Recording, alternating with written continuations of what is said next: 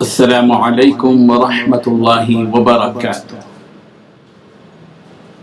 الحمد لله الذي هدانا لهذا وما كنا لنهتدي لولا أن هدانا الله، والصلاة والسلام على سيد المرسلين محمد وآله وصحبه أجمعين وبعد.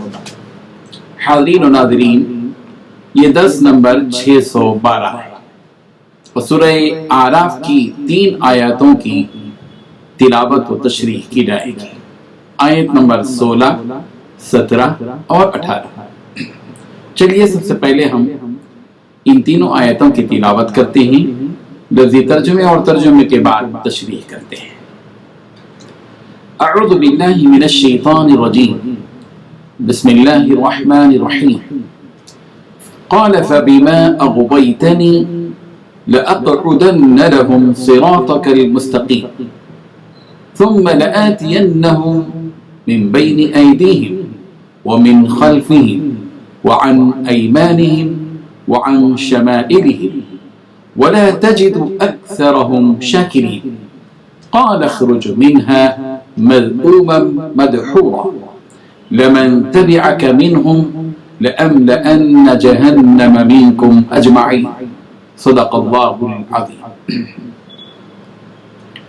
قال، اس نے کہا، فبما، تو بوجہ اس کے کہ اغویتنی، تو نے مجھے گمراہ کیا، لأقعدن، میں ضرور بیٹھوں گا، لہم، ان کو گمراہ کرنے کے لیے، صراطک المستقیم، تیرے سیدھے راستے، ثم پھر لآتینہم، میں ضرور آؤں گا ان کے پاس، من بین ایدیہم، ان کے سامنے سے، ومن خلفہم، اور ان کے پیچھے سے، وعن ایمانہم، اور ان کے دائیں سے، وعن شمائلہم، اور ان کے بائیں سے، ولا تجد، اور تو نہیں پائے گا، اکثرہم، ان کی اکثریت کو، شاکرین، شکر گزار۔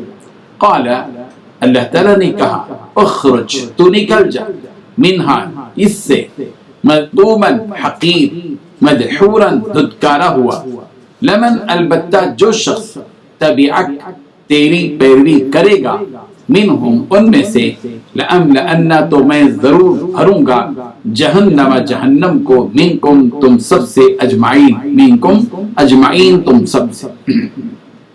ترجمہ یوں ہے، پھر شیطان نے کہا کہ مجھے تو نے ملعون کیا ہی ہے، میں بھی تیرے سیدھے راستے پر ان کو گمراہ کرنے کے لیے بیٹھوں گا، پھر ان کے آگے سے اور پیچھے سے اور دائیں سے اور بائیں سے، ہر طرف سے آؤں گا اور ان کی راہ ماروں گا، اور تو ان میں اکثر کو شکر گزار نہیں پائے گا۔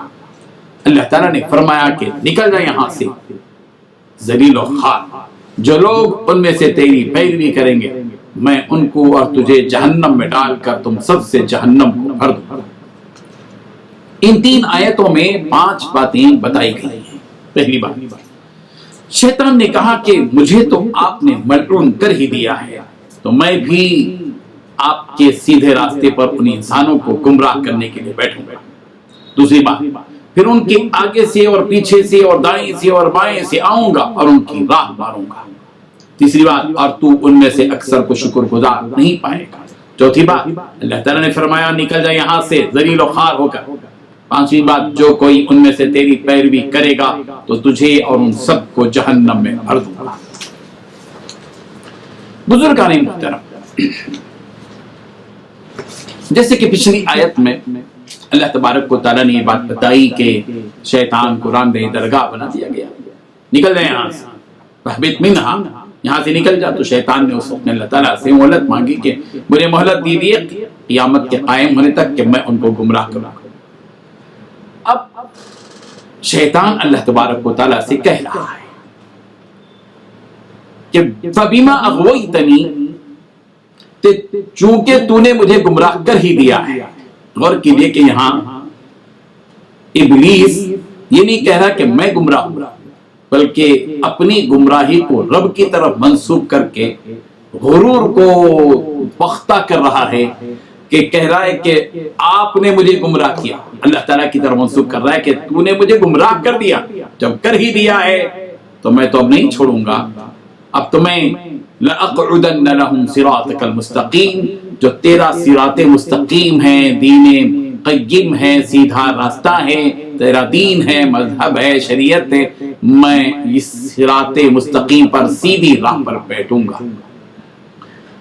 پھر کیا کروں گا؟ ثم لآتینہم من بین ایدیہم ومن خلفہم وعن ایمانہم وعن شمائلہم، اور میں ان کے دائیں سے سامنے سے بھی آؤں گا گمراہ کرنے کے لیے، پیچھے سے بھی آ کے گمراہ کروں گا، دائیں جانب سے بھی آ کے گمراہ کروں گا، بائیں جانب سے بھی آ کے گمراہ کروں گا، چاروں جہاد سے میں گمراہ کروں گا۔ سوال یہ ہے کہ یہاں شیطان چاہے تو یہ بھی کہہ سکتا تھا کہ میں 6 جہاد سے بھی میں ان کو گمراہ کروں گا، کہ اوپر سے اور نیچے سے، یہ 2 لفظ اس نے استعمال نہیں کیے، 2 جہاد کو چھوڑ دیا، 4 جہاد کا استعمال کیا۔ اس کی وجہ یہ ہے کہ اوپر کی ظاہر بات ہے کہ اوپر سے وہ نہیں آ سکتا، اس لیے کہ بندے اور اللہ کے درمیان میں رحمت ہوتی ہے۔ اور نیچے کیوں نہیں آ سکتا؟ نیچے اس لیے نہیں آ سکتا کہ وہ شیطان ہے، ابلیس، جو آدم کے سجدے کے لیے نہیں جھکا، وہ انسان کو گمراہ کرنے کے لیے کیوں جھکے گا اور کیوں نیچے کی طرف سے آئے گا؟ اس کا غرور اس کو اجازت نہیں دیتا، اتنا مغرور ہے ابلیس۔ اس کے بعد شیطان نے جو بات بتائی وہ یہ کہ وَلَا تَجِدُ أَكْثَرَهُمْ شَاكِرِينَ، بہت اہم اور پتے کی بات بتائی ہے ابلیس نے کہ تو ان میں سے اکثر کو شکر گزار نہیں پائے گا، یعنی تیرے جو بندے ہیں جن کو میں گمراہ کروں گا، ان میں کی اکثریت وہ ہوگی جو تیری ناقدر ہوگی، ناقدری کرے گی، ناشکری کرے گی، شکر گزار نہیں رہے گی بہت۔ اسی لیے اللہ تعالیٰ نے بھی فرمایا قلیلا ما تشکرون، تم میں سے بہت کم یا تم بہت کم شکر گزار ہو، تم بہت ہی کم شکر گزاری کرتے ہو۔ تو یہ تو بات بتائی، باقی حقیقت پر مبنی۔ اللہ تبارک و تعالیٰ نے اس کے جواب میں ابلیس سے کیا کہا؟ قال، اللہ تعالیٰ نے کہا اخرج منہا، پہلے کہا کہ اہبط منہا، یہاں سے اتر جا، کہا گیا کہ یہاں سے نکل جا، مذموما مذموما مدحورا، ذلیل ہو کر، خار ہو کر نکل یہاں سے۔ اور پھر اللہ تبارک و تعالیٰ نے کیا کہا؟ تو ابلیس نے کہا میں یہاں سے آؤں گا، وہاں سے آؤں گا، سامنے سے، پیچھے سے، آگے سے، میں دائیں سے، بائیں سے، وغیرہ۔ لیکن اللہ تبارک و تعالیٰ نے کیا جواب دیا کہ لمن تبعک منہم، یاد رکھ کہ جو کوئی انسانوں میں سے تیری پیروی کرے گا، میری اور میرے نبی کی اور انبیاء کی پیروی کے بجائے جو تیری پیروی کرے گا، اس کا تو انجام یہ ہوگا کہ لَأَمْلَأَنَّ جَهَنَّمَ مِنْكُمْ أَجْمَعِينَ، تجھ کو بھی دوزخ میں ڈالوں گا، تیرے جتنی ذریت ہوگی سب کو بھی، شیطانوں کو، اور پھر ان سارے انسانوں کو جنہوں نے تیری پیروی کی سب کو دوزخ میں ڈال کر دوزخ کو بھر دوں گا۔ لَأَمْلَأَنَّ، میں بھر دوں گا جہنم، جہنم کو، منکم، تم سے، اجمعین، تم سے۔ 2 اور 2 4 کی طرح یہ بات واضح ہو چکی کہ ایک ہے سیدھا راستہ صراط مستقیم، اور دوسرے ہیں ٹیڑھے ٹیڑھے راستے، وہ شیطانی راستے، طاغوتی راستے ہیں۔ اب انسان کو اختیار دیا گیا کہ چاہے تو وہ سیدھے راستے پر چلے اور چاہے تو ٹیڑھے راستوں پر چلے، اور دونوں کا انجام بتایا گیا کہ صراط مستقیم پر چلو گے تو اللہ کی رضا ملے گی، مغفرت ملے گی، درجات کی بلندی ملے گی، نجات ملے گی، کامیابی ملے گی، سلامتی ملے گی، اللہ تعالیٰ کا دیدار ملے گا، جنت کی نعمتیں ملے گی، سب کچھ ملے گا، کامیابی ملے گی۔ اور اگر ٹیڑھے راستوں پر جاؤ گے تو ظاہر بات ہے کہ دوزخ کے سوا کچھ نہیں ملے گا۔ اللہ تعالیٰ ہم سب کو اس حقیقت کو سمجھنے کی توفیق عطا فرمائے۔ وآخر دعوانا ان الحمد للہ رب العالمین۔